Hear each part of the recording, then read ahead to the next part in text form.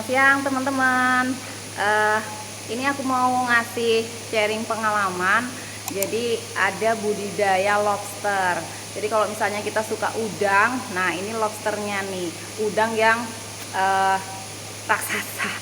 Udangnya raksasa, keren banget deh pokoknya. Nah ini lokasi tempatnya untuk budidaya, ada bak-bak fiber, ada macam-macam deh. Nanti kita jelasin satu persatu ya.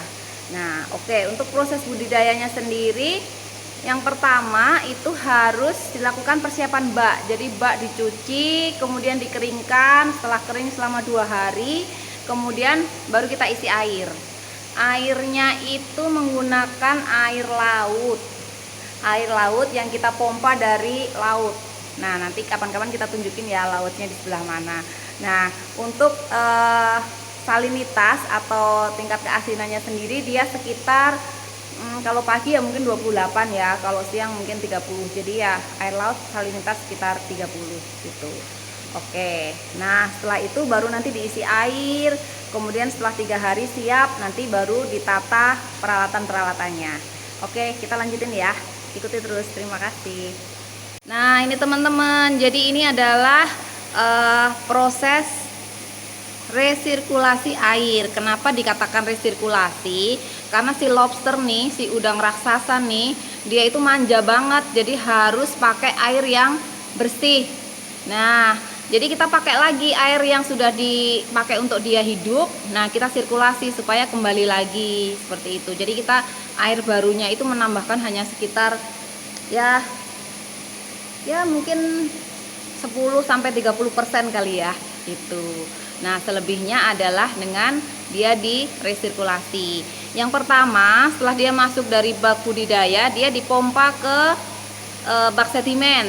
Nah, di bak sedimen ini dia diendapkan. Jadi kotoran-kotoran itu biar mengendap. Nah, setelah dia mengendap di bak sedimen, dia dipompa.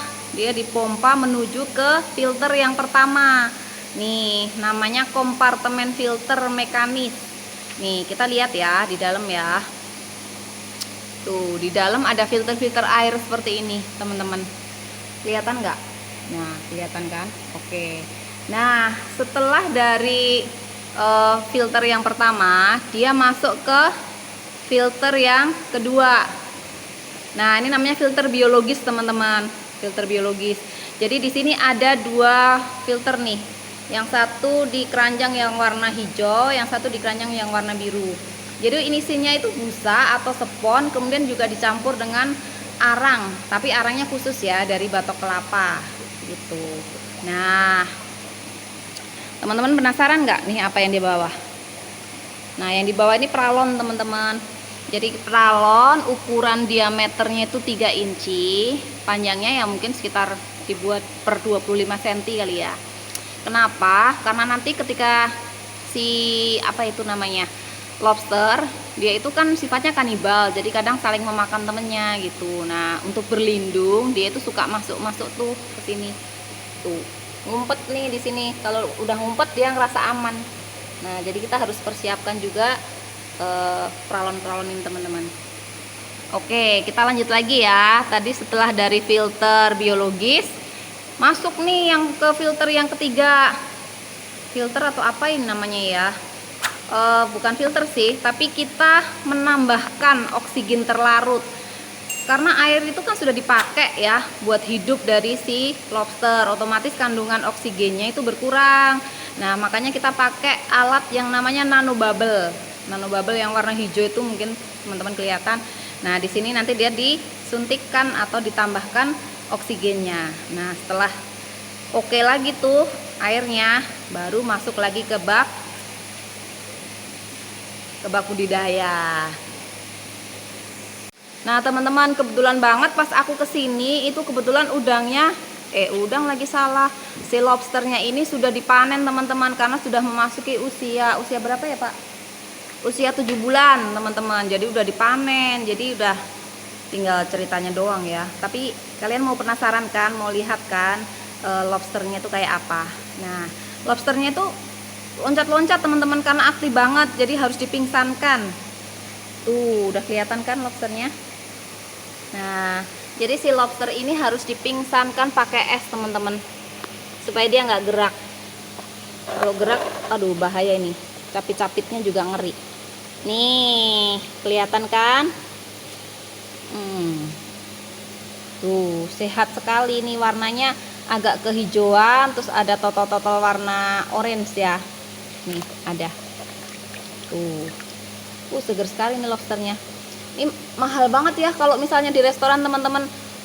Kalau yang ukuran kecil-kecil mungkin masih agak murah, tapi kalau udah segini tuh ukurannya mahal. Enak banget, bisa dimasak saus padang, saus tiram, atau sekedar dibakar aja juga enak teman-teman. Ini sisi bagian belakangnya ya. Tuh. Ngeri. Tapi seger banget. Nah, tuh. Oke, bisa lihat ya. Jadi ini untuk memingsankan dia pakai es. Ini cuman botol air biasa aja, terus kemudian dikasih es, ditaruh di freezer. Udah ketika mau pingsanin, masukin aja. Udah si lobsternya pingsan. Tuh, lobsternya seger sekali, teman-teman. Cuman sayang banget ya, karena ini sudah dipingsankan, jadi kita lagi nggak bisa lihat dia bergerak-gerak, menari-nari. Kalau dia gerak itu jalannya ke belakang, teman-teman. Jadi dia kan ini ada ekornya nih. Dia berkakinya gitu kayak gini-gini. Lucu deh. Nah, ini teman-teman, jadi dia ditimbang untuk melihat bobotnya, kemudian juga diukur panjangnya. Nah, cara ngukur panjangnya ada 2 jenis ya, Pak ya. Yang pertama gimana, Pak? Dari sini aja. Kalau ini ukur, ini kan udah ditimbang nih. Ya. Nah, setelah ditimbang, kita ukur panjangnya. Dari panjang dari sini, dari ujung kepala, Ya. ujung karapas sampai dengan ujung ekor. Ya. Jadi berapa totalnya? Jadi dari sini ukurannya ke sini sampai total. Ya, itu berapa? untuk panjang total untuk ya, panjang teman-teman. Total. Nah, terus juga diukur panjang karapasnya. Karapas tuh apa, Pak? Karapas ini cangkang dari ini, cangkang. Tuh si kura-kura ninjanya tuh, teman-teman. Kayak kepala, cuman disebutnya ini karapas ya. Nah, ini kalau misalnya kita mau ngukur karapas sih sebetulnya nggak terlalu ini ya. Tapi ini kita untuk apa ya? Untuk misalnya mengetahui pertumbuhan ya badan, pertumbuhan karapas, kita ukur juga karapasnya. Jadi karapas ini dari ujung sini juga diukur sampai dengan nih yang kura-kura ninjanya tuh.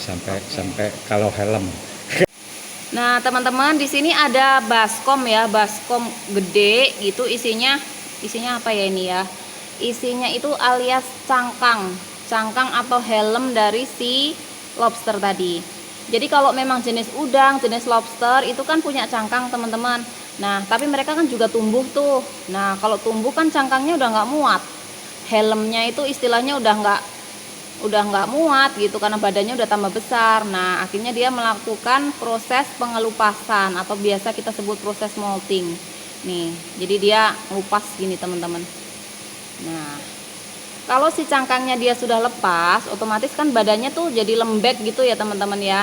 Tapi dalam waktu ya maksimal 3 hari dia sudah mengeras lagi, sudah jadi cangkang lagi kayak gini. Gitu. Nah, proses itu terus berlangsung, teman-teman, selama dia masa tumbuh.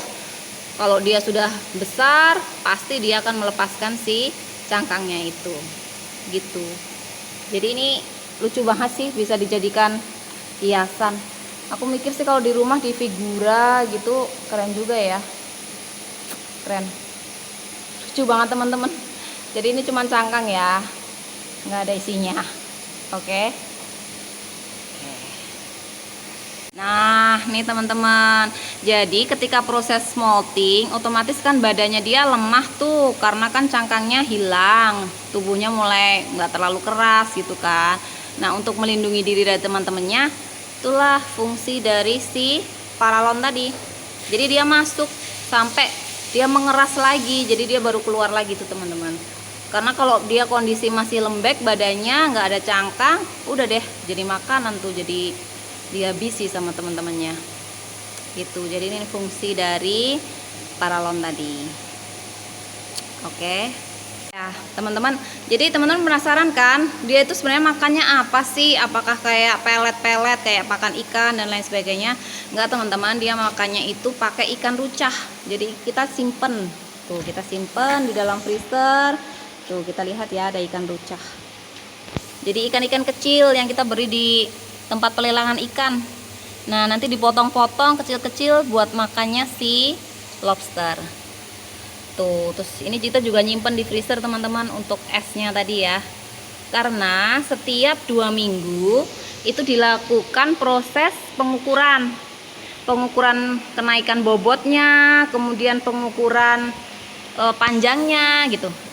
Jadi intinya kita melihat pertumbuhannya, apakah dia sehat atau enggak, seperti itu. Karena ini buat penelitian sih teman-teman, jadi memang harus dipantau. Nah, dengan cara dipingsankan tadi. Terima kasih ya teman-teman udah mau lihat video aku. Nah, ini nanti lain kali kalau kalian banyak nonton, kalian banyak like, share, subscribe, nanti aku mau terus-terusin bikin video yang lebih menarik lagi. Oke, terus ikuti ya. Terima kasih, bye-bye.